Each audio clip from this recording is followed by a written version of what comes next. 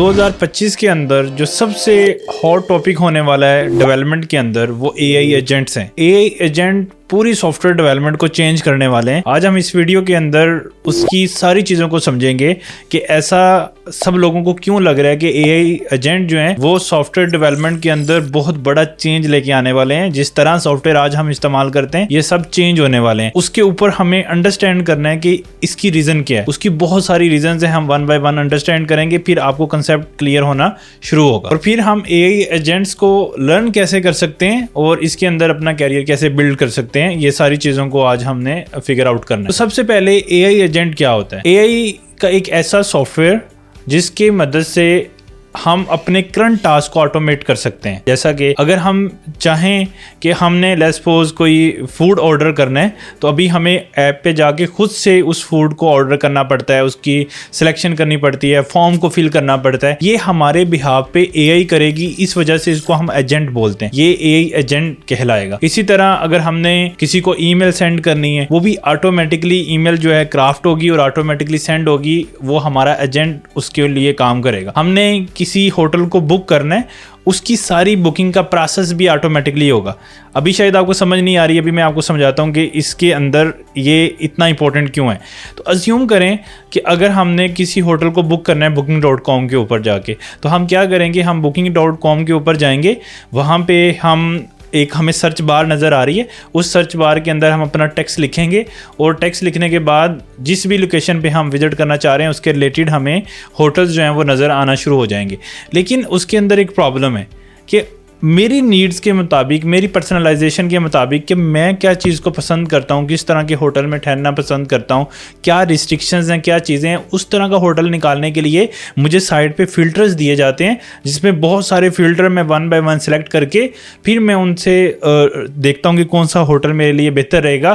फिर multiple hotels आएंगे, उनमें से फिर मैं चूज़ करूँगा। तो मुझे काफ़ी ज़्यादा टाइम और स्ट्रगल्स करना पड़ती है to find a good hotel अगर मैंने किसी जगह पे स्टे करना है। अब यहाँ पे चेंज क्या आने वाला है।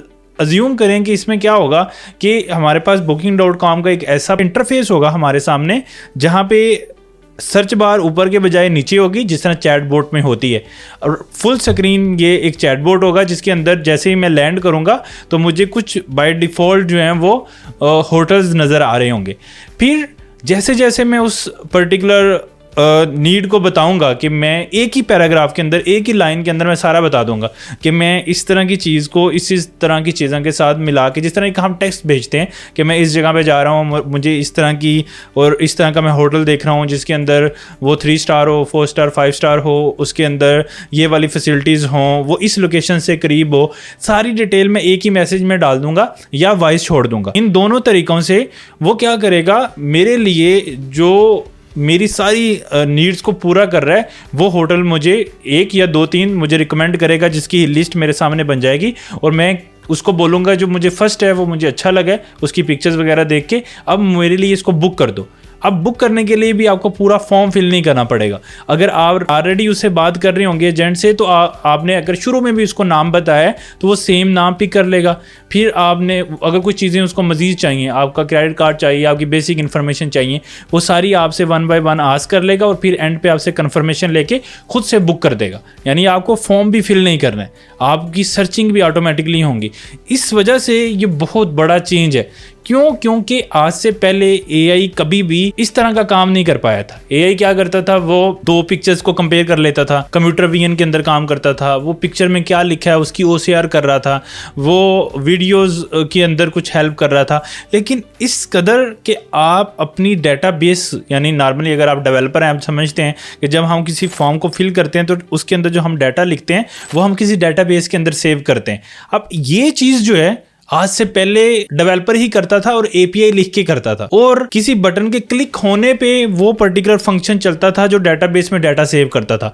अब एआई के पास ये कंट्रोल आ गया है कि वो फंक्शन जो डेवलपर एक एपीआई में कॉल करता था और वो किसी बटन के क्लिक होने पे होता था, वो ऑटोमेटिकली होगा जब हम एक पर्टिकुलर जो है एक्शन परफॉर्म करेंगे थ्रू एआई। लाइक हम उसको मैसेज लिख रहे हैं, अगर एआई को आपका इंटेंट समझ आ गया, लाइक आप क्या बात करना चाह रहे हैं, अगर आपको वो आपका वो इंटेंट समझ गया तो वो क्या करेगा, खुद से ही वो फंक्शन कॉल कर देगा। अज्यूम करें दो लोग आपस में बातें करते हैं, आपने सारी बातें उसको बता दी कि आपकी ये पर्सनल डिटेल है, तो वो ऑटोमेटिकली उस सारी इंफॉर्मेशन को लेके खुद से एक पाइथन का फंक्शन यानी कोई एपीआई का फंक्शन कॉल कर देगा उसको सारा डाटा देके, जिससे हमारी डेटाबेस में एंट्री हो जाएगी।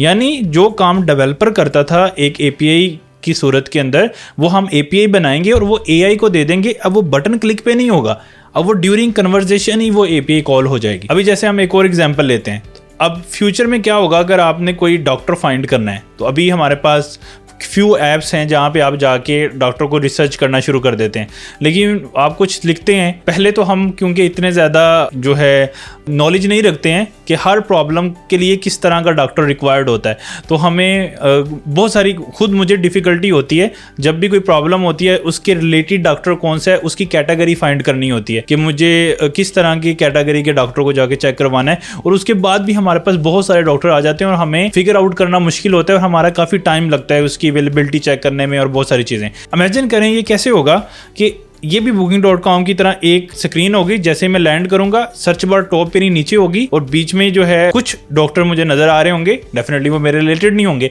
फिर मैं जैसे एक व्हाट्सएप के ऊपर मैसेजेस सेंड करता हूँ, ऐसे मैं मैसेजेस सेंड करना शुरू करूंगा। जैसे जैसे मैं मैसेजेस सेंड करता जाऊंगा एजेंट मुझे अंडरस्टैंड करता जाएगा, मेरी पर्सनलाइजेशन करता जाएगा कि मैं क्या चाहता हूँ। मैं उसको बताऊंगा कि मुझे ये मसला है, मुझे कोई डॉक्टर रिकमेंड करो जो इतने बजे ऐसे ऐसे इस तरह के सिनेरियो के अंदर अवेलेबल हो। वो ऑटोमेटिकली आपके लिए वो फाइंड करेगा, आपके सामने लाएगा, आप उसकी पिक्चर चीज़ें देखेंगे, उसका हॉस्पिटल देखेंगे, जो भी इन्फॉर्मेशन आप चाहिए उससे पूछेंगे। उसके बाद आप उसके कहेंगे इसको अपॉइंटमेंट कर दो। अब अपॉइंटमेंट करने के लिए भी आपको कोई फॉर्म नहीं फिल करना है, आप उसको कह रहे हैं कि बस इसके साथ मेरी अपॉइंटमेंट बुक कर दें, वो अपॉइंटमेंट ऑटोमेटिकली बुक हो जाएगी। कैसे होगी? अपॉइंटमेंट बुक करने के लिए तो डेफिनेटली हमें अपना रिकॉर्ड डेटाबेस में सेव करना होता है ताकि जो डॉक्टर है वो देख सके कि उसके पास कौन कौन सी अपॉइंटमेंट्स हैं जिसके साथ आज उसने मीटिंग करनी है। अब ये काम भी खुद से होगा, यानी एआई एजेंट इंफॉर्मेशन लेने के बाद डेटाबेस में एंट्री कर देगा। इसलिए ये बहुत बड़ा जो एरिया बनने वाला है एआई एजेंट। इसका रीजन क्या है कि ये आज से पहले एआई कभी भी डेटाबेस के अंदर एंट्री नहीं कर पा रही थी, यानी किसी कन्वर्जेशन की बेस के अंदर डाटा गेट करने के बाद हम डायरेक्टली एआई की मदद से कोई फंक्शन नहीं कॉल कर पा रहे थे। अब हमने क्या करना है, एज एन डेवलपर हमने बहुत सारे छोटे छोटे फंक्शंस बना देने जिसको हम टूल्स बोलते हैं एआई एजेंट की दुनिया में। वो टूल ऑटोमेटिकली एआई का एजेंट कॉल कर देगा on basis of the user conversation. अगर वो कोई वैसे ही उसे गपशप लगा रहा है फिर वो कॉल नहीं करेगा, जब उसको सिनेरियो पूरा समझ आएगा, उसको कॉन्टेक्स्ट बात का समझ आएगा, वो डेटाबेस में एंट्री कर देगा। इससे आप इमेजिन करेंगे किस कदर हर तरह की चीज़ें चेंज होने वाली हैं। आप कोई एप्लीकेशन देख लें, स्कूल मैनेजमेंट सिस्टम देख लें, वो भी सारा इस तरह से चलेगा। आपको स्टूडेंट का रिकॉर्ड मेंटेन करने के लिए आपने उसके एनालिटिक्स देखने हैं कि कौन सा बच्चा कितनी लीव्स करता है, कैसे चीज़ें चल रही हैं, उसके लिए भी आपको अब ग्राफ देखने की ज़रूरत नहीं है। आप उससे बात कर रहे हैं, वो आपको खुद ही एक नया ग्राफ रन टाइम पे बना देगा on basis of your conversation. क्योंकि अगर हम एज अ डेवलपर एनालिटिक्स बनाते हैं तो हर एनालिटिक के लिए हमें बहुत कोड करना पड़ता है, हमें ग्राफ लगाने पड़ते हैं, रन टाइम पे चीज़ें नहीं हो रही होती, हम पहले से कोड करके रख देते हैं, हमेशा उसी तरह का एनालिटिक नज़र आता है। लेकिन इसमें आपकी जो रिक्वायरमेंट है, आप चेक करना चाहते हैं किसी की क्या परफॉर्मेंस है स्कूल में, आप चेक करना चाहते हैं, आप एक क्यूरी देंगे, उसकी बेस पे वो एक नया रन टाइम पे ग्राफ बन जाएगा। इस वजह से जितनी भी अभी सॉफ्टवेयर यूज़ हो रहे हैं ऐसे लग रहा है कि उनकी शेप चेंज हो जाएगी। अच्छा, ऐसे हमें क्यों लग रहा है? क्योंकि दुनिया में जो बड़ी कंपनीज हैं, माइक्रोसॉफ्ट का सीईओ है, ओपन एआई का सीईओ है, गूगल का सीईओ, वो सब लोग कह रहे हैं कि AI agent will be the next software development. तो हमें एक्चुअली इस एआई एजेंट के एरिया के अंदर अपनी ग्रिप हासिल करनी है। तो ऐसा करने के लिए अब नेक्स्ट स्टेप ये है कि मैं बहुत सारी एआई एजेंट के ऊपर वीडियोस बना रहा हूँ और बहुत सारा कंटेंट है, नवीद सर्वर के नाम से आप उसको जाके देख सकते हैं। और नेक्स्ट मेरी video AI agent road map पे आने वाली है, जिसके अंदर मैं बताऊंगा कि कहाँ से शुरू करके, और अगर कोई ऑलरेडी डेवलपर है या किसी ने नया स्टार्ट करना है वो एआई एजेंट कैसे सीख सकता है और कैसे उसमें डेवलपमेंट कर सकता है। तो see tune, see you next time.